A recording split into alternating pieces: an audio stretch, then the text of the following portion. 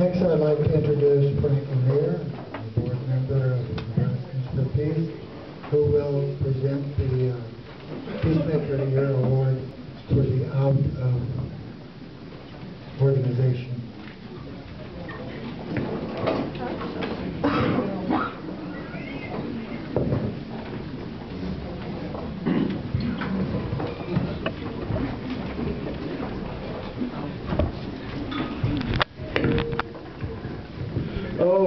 Good afternoon to all of you, and this is one of those rare opportunities that I have in forums like this to just go sit and I can learn.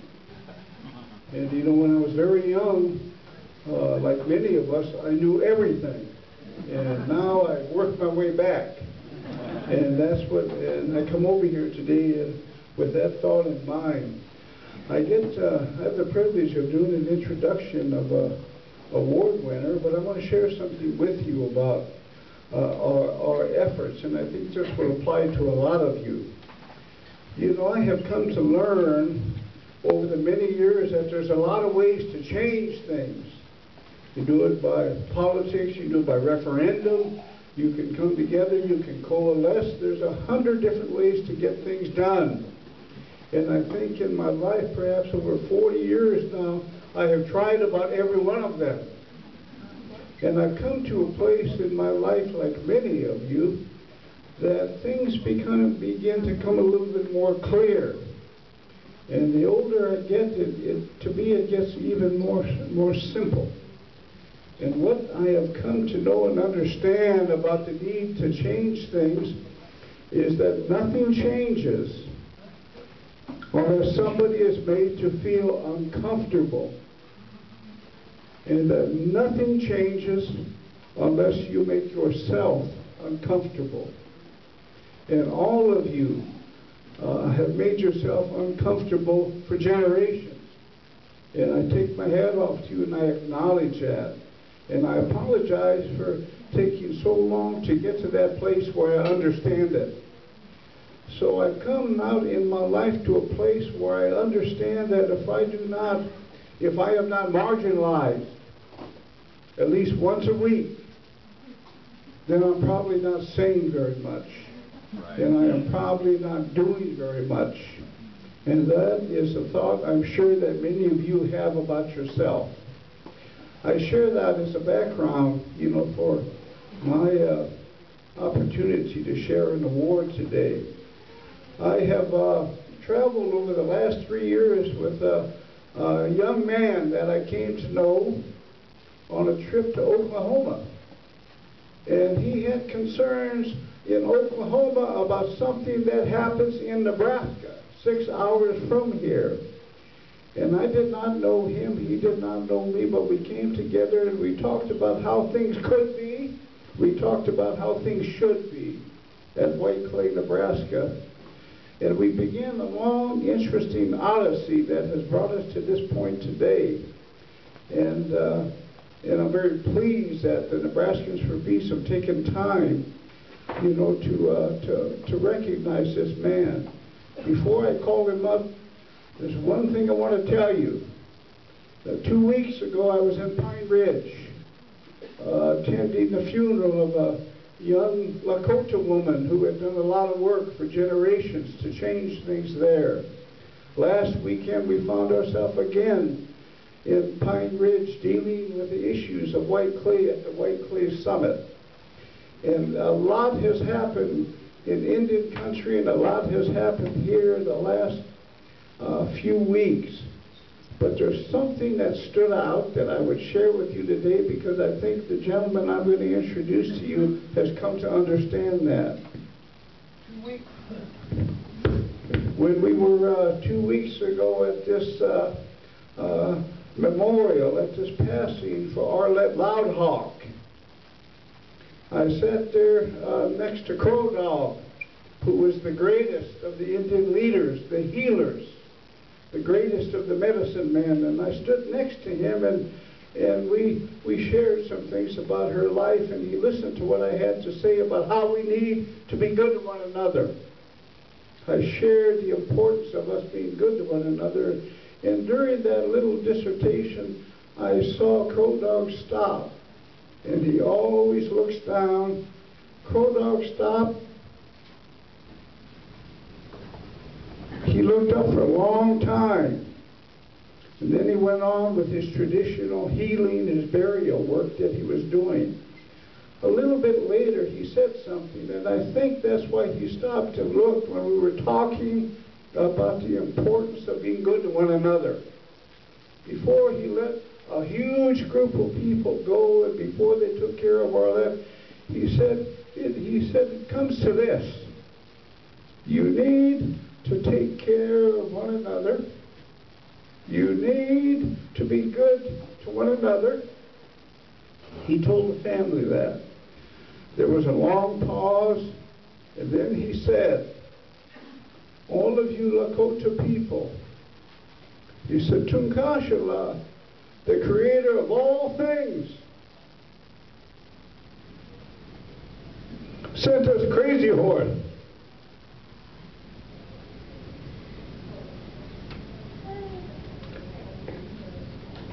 We did not take care of him. That's all he said. That resonates with me as we continue in our effort, because what Crow Dog was saying is we have to look out for one another as best we can. And I think the gentleman who best exemplifies that in our efforts at Whiteclay, Pine Ridge, even in the state of Nebraska, I think he lives, and I think he understands that, though we do not talk about that, the importance of taking care of one another as best we can, however we can. And that gentleman is the producer, the director, the creator of a powerful documentary, Sober Indian, Dangerous Indian, that is shown on college campuses, even showed in Johannesburg, South Africa. And they looked at that documentary, and he's working and he's changing things for us here. And anxious to hear from him even this afternoon. He traveled here from Oklahoma City with his family. He'll introduce them. I want you to give a good Nebraska piece. Welcome to John Maisch, award winner.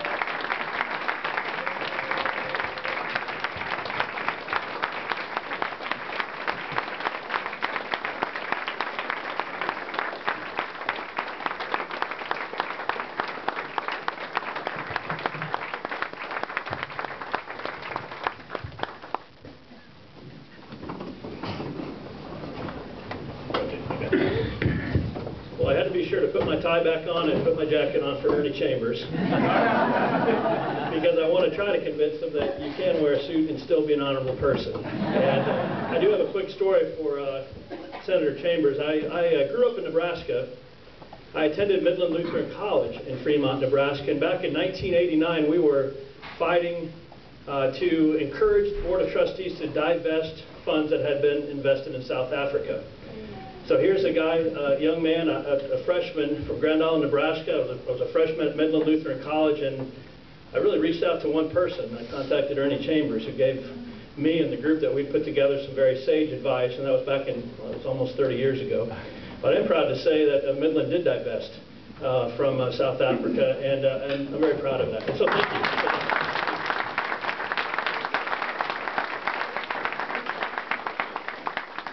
When I got a call from Tim Renna indicating that there was an award and that I had been honored to be bestowed that award, I was very honored. I've been telling my wife and I've been telling one of my employers from the University of Central Oklahoma that it was called the Troublemaker of the Year Award. And now this morning I find out it's called the Peacemaker of the Year Award. I have a reputation to protect, especially among the Whiteclay beer store owners and the Liquor Control Commission Chairman Bob Batt. So I'm a little bit concerned about that getting out, that I actually have anything to do with peace. But I am honored by that. And I do want to spend a little bit of time just thanking a few people and then just mentioning a few things about Whiteclay. First and foremost, I have to thank my wife, Julia, and my son, Jacoby, who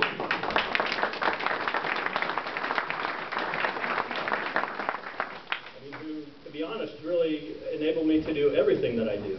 and you know, we spent a lot of time up in Whiteclay, we spent a lot of time up in Lincoln, in front of the Liquor Control Commission in Omaha, on trips like today, and it could not be done without a supportive spouse. And many of you are here today because you have a supportive spouse who told you could be here today. Maybe they asked you to be here today. Maybe they just told you to get out of the house for a few hours, and that's why you're here. But I can't say enough and how grateful I am for Julia and for Jacoby, who was really an inspiration behind me traveling to Whiteclay. Can't imagine the contrast and the motivation when you see and you are blessed with a healthy 4-year-old son, and then you see a 4-year-old named Ariana Bosa, whose mother drank on the streets of Whiteclay, who began breaching in Whiteclay and then was rushed to a hospital in Pine Ridge. Ariana was born with a blood alcohol content of, I want to say, 0.15 or maybe 0.21. She was born with fetal alcohol spectrum disorder. Now, if Ariana was here today, and Jacoby got to meet Ariana this summer, you would appear on the outside to see a perfectly normal, beautiful 4.5-year-old girl. But in fact, not a single organ in Ariana's body formed correctly. Ariana at 4.5 has spent more time in the hospital than out of the hospital. And to this day, and it shouldn't be about money at all, but as Senator Chambers and most of you know, who've been fighting the death penalty fight, for some it is about money. And so we're quick to remind those who focus more on the fiscal cost and the moral cost and the social cost that Ariana to this day we have spent over $3 million in the span of a 4.5-year life because her mother drank in Whiteclay. Now, we don't blame the mother. I don't blame the mother. I pray for her. We all pray for her. We recognize that her mother was drinking in Whiteclay, not because necessarily of anything Pine Ridge did, but what the state of Nebraska did. But the state of Nebraska chose to issue 4 licenses in an unincorporated town, one-block town of 14 people, despite the fact that the statutes clearly say that there were 10 factors that the Liquor Control Commission were to consider before issuing 1 license, let alone 4, but they issued 4. And then they failed to provide adequate law enforcement. So oftentimes when Frank and I show the film, one of the first questions, and we have a list of the questions that we get, one of them is, isn't it about personal responsibility? Well, for those of you who have suffered or struggled with addiction or had a loved one that suffered from addiction, you know it is an addiction. It's a disease. So we generally contest the fact that it is a choice. But for those who persist and insist that it's a choice, we always say, what about that 4.5-year-old who was born with fetal alcohol syndrome? What choice did she have? I want to be sure to thank Provost John Barthel, who's here today. I'm very fortunate. I served as the Assistant Attorney General for the state of Oklahoma for 5 years. I served as the liquor prosecutor for the state of Oklahoma for 5 years. And then I spent the last 5 years serving as an assistant professor in the College of Business at the University of Central Oklahoma. And in addition to having the opportunity to meet a lot of terrific kids, I get to meet a lot of terrific faculty and administrators. And I wish you would join me for just a minute in thanking John Barthel, my provost, for being here today.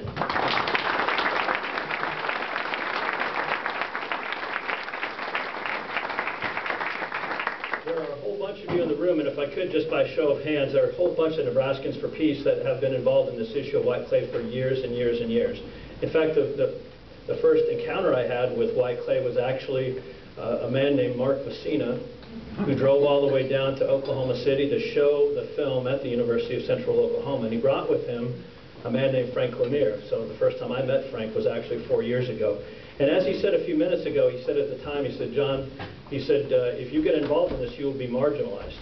Then he's also said that if you haven't been marginalized at least once a week, well, then you probably haven't been doing very much. And you know what that means, and he's challenged you to become marginalized once again.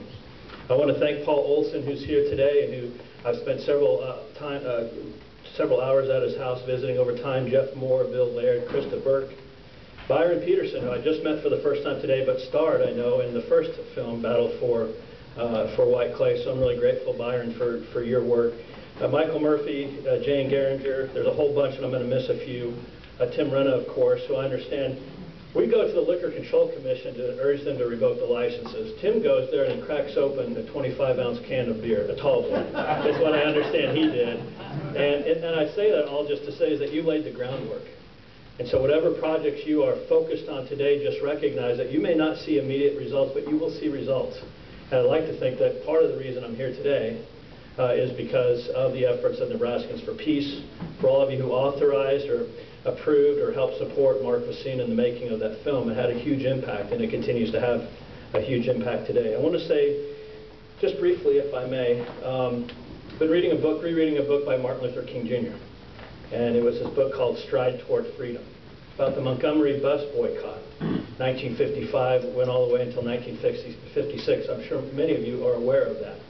I was struck by it, and for whatever reason, and I do it in all humility, and I hope I'm not going to offend anybody by saying that when I reread Martin Luther King Jr.'s words, every once in a while, in dealing with the Liquor Control Commission, in dealing with the men and women of Sheridan County, in dealing with church leaders, I can't help but see some similarities. And so I wanted just to take a minute and read something to you from his book. Of course, the quote that most of you will remember from Dr. King's book was the phrase, "Injustice anywhere is a threat to justice everywhere." You know the line, right? But what I found really struck me, and I wanted to share just briefly with you, were the sentences that followed that line.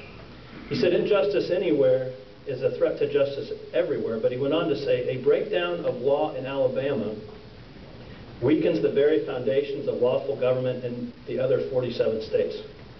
The mere fact that we live in the United States means we are caught in a network of inescapable mutuality."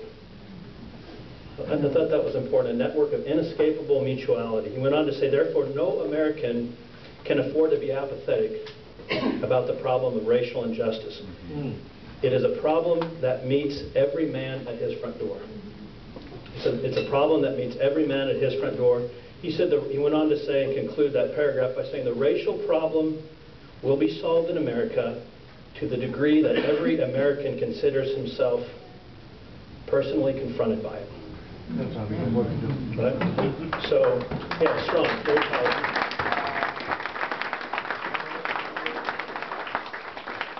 I think that his words then spoke of racial injustice, but as I tell my colleagues in the liquor industry, that his comments are just as relevant today as it pertains to Nebraska's unwillingness to enforce its liquor laws in the city of Whiteclay.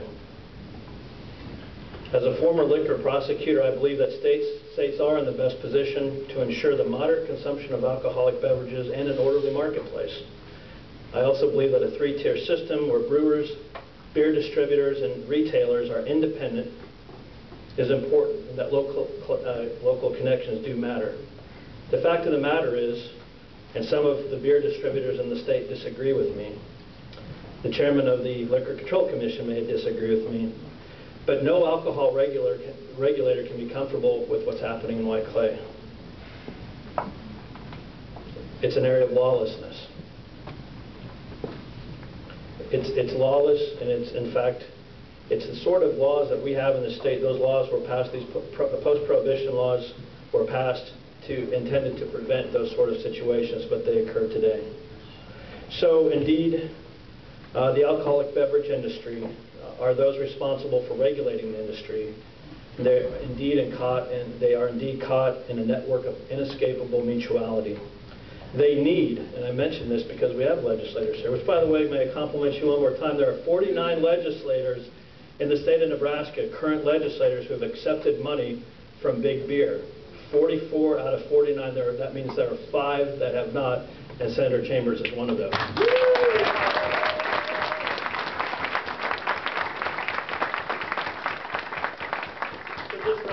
In closing, that these big beer companies, these what I call big beer, they need legislators. They need taxpayers, and they need parents and grandparents to believe that state regulation is still the best method of addressing the safety and health risks posed by alcoholic beverages. Whiteclay is a problem that everyone should confront personally. Left unaddressed, the failure of Nebraska to revoke these 4 licenses or to not to deny the reissuance of the licenses undermines the continued legitimacy of state regulation altogether. And that's what we go to the Liquor Control Commission to talk about. And so I guess in closing, because I understand we're going to get a chance to visit in a few minutes, for those of you who want to continue to be involved in this effort to get back, become re-engaged. Last, I guess it was earlier this week, if you were reading the Lincoln Journal-Star, you heard that the Liquor Control Commission is poised this Tuesday, November 1st, to vote to require all 4 Whiteclay beer stores to complete what they call a long-form license. And so briefly what that means is once you get a license, a liquor license in the state, as a general rule, all you have to do to renew that annual license is to fill out what they call a short form. And as long as the ownership hasn't changed, as long as you haven't been convicted of a felony, and as long as you can pay your relicensing fee, they're going to reissue that license for a year. They're poised for the first time in, I think, forever, to vote on a motion on the recommendation of the director of the Liquor Control Commission, Hobie Root, that all 4 stores be required not to complete the short form, but to start at the very beginning again and complete a long form. That's a big step forward. That's a big step forward, but we're not quite there. This is what we need. And Frank always says, I'm not going to tell you what you need to do because you'll know, and it's insulting your intelligence if I tell you what to do, but can I ask at least one request? If any of you know anyone who lives in Sheridan County, if any of you have any relatives or friends who live in Sheridan County and have the courage to be involved in this process, we need 3 Sheridan County residents to file a form objecting to the reissuance of those 4 beer store licenses. We just need 3. But it needs to come from Sheridan County. If you know of anyone in Sheridan County who would have the courage and the strength to help us, it's critically important. I'd ask you to consider that. I'd ask you to consider that. I guess in closing, and I'm going to turn it over to Frank, again, I just want to thank you once again for all the work that you do, not just in Whiteclay, not just for your efforts to help children and those struggling with addiction in Pine Ridge, but for those struggling throughout the world. As Albert Camus said, and this is kind of funny, I had to throw this in my tenure packet just to be sure I didn't leave anyone out. I wanted to be marginalized, I guess, just a little bit. I shared a quote from Albert Camus, and you all know this as well, this line from Albert Camus. He said, I'd like to be able to love my country and still love justice. Right? And I think what's appropriate in this case is I would really like to be able to love our state and still love justice too. Thank you very much. Thank you all. Thank you, Don.